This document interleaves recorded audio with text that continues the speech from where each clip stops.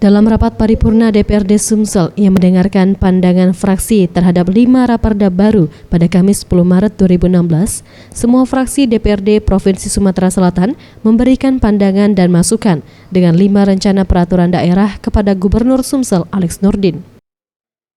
Dalam sidang ini, beberapa fraksi di DPRD meminta kepada Gubernur Sumsel Alex Nurdin untuk membenahi peralatan, memperbaiki sumber daya manusia yang bertugas memadam api, dan sosialisasi kepada masyarakat tentang larangan membuka lahan dengan cara membakar.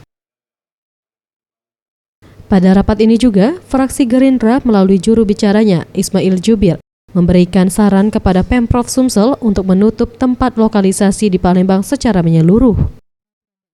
Menanggapi hal tersebut, Gubernur Sumsel Alex Nurdin yang ditemui usai menghadiri rapat ini menegaskan bahwa lokalisasi di Palembang telah lama ditutup.